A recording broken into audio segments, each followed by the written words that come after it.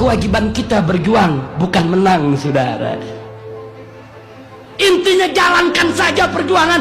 Menang kalah urusan Allah. Itu yang dijalankan oleh Sayyidina Abu Bakar Siddiq. Karena keimanannya yang kuat, keikhlasannya yang luar biasa, ketakwaannya yang tinggi, Allah berikan anugerah berupa kemenangan. Oh, ada yang mengatakan, Habib, kami sibuk dengan sholat malam, tidak punya waktu perang melawan kebatilan. Pertanyaan saya, apakah sholat malamnya lebih hebat dari sholat malam Nabi? Habib, kami sibuk dengan puasa setiap hari, sehingga kami tidak punya waktu untuk turun ke jalan perang melawan kebatilan. Saya mau tanya, apa puasanya lebih bagus dari puasanya Nabi? Habib, kami sibuk dengan zikir, dengan wirid, dengan hizib. Kami nggak punya waktu untuk menyuarakan melawan kebatilan. Apakah zikirnya lebih banyak dari zikirnya Nabi? Apakah wiridnya lebih hebat dari wiridnya Nabi? Rasulullah Sallallahu Alaihi Wasallam uswatun hasanah, suri tauladan yang baik di setiap aspek kehidupan. Sholatnya paling bagus, puasanya paling bagus, zikirnya paling bagus, zuhudnya paling bagus, tahajudnya paling bagus, aneka ragam amal ibadahnya paling bagus. Tapi sungguh pun begitu, Nabi tidak pernah melupakan untuk turun menegakkan amar ma'ruf nahi munkar, saudara. Takbir. Dan Nabi juga tidak lupa untuk mencabut pedangnya, mengangkat senjatanya tatkala dibutuhkan untuk membela agama. Jadi jangan sholat malam dijadikan alasan. Jangan sibuk berzikir dan wirid dijadikan alasan. Jangan, saudara. Ada kemungkaran di sekitar kita yang tidak boleh dibiarkan. Kewajiban kita bersama untuk melawan itu semua.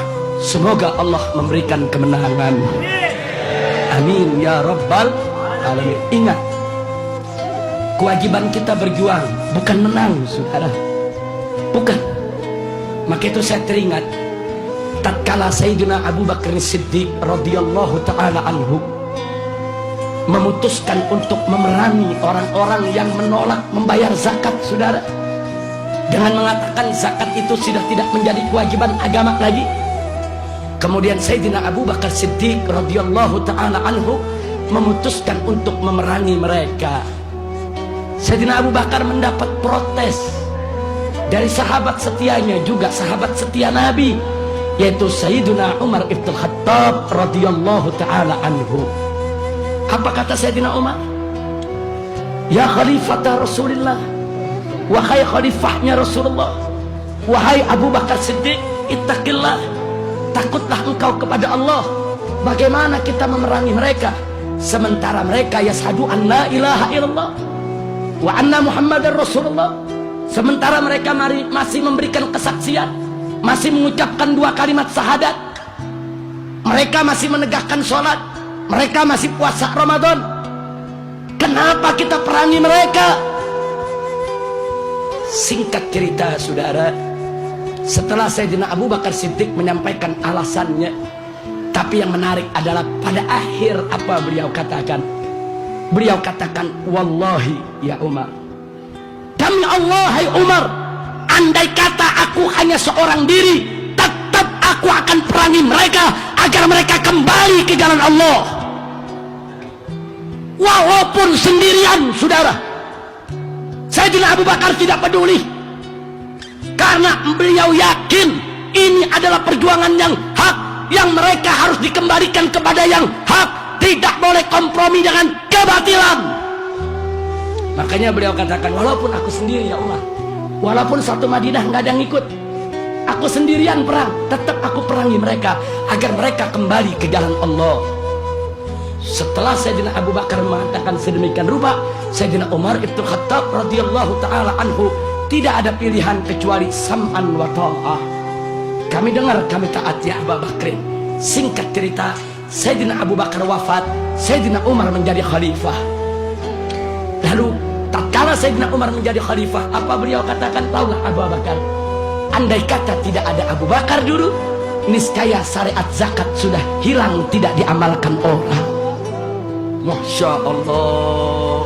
Artinya di belakang hari kemudian Sayyidina Umar mengakui bahwa kegigihan Abu Bakar di jalan yang benar, sikap Abu Bakar adalah benar, putusan Abu Bakar adalah benar, bahwa kebatilan tidak boleh diajak kompromi, kebatilan harus dilawan, kebatilan harus dimusnahkan, yang hak harus disuarakan dan diperjuangkan, saudara.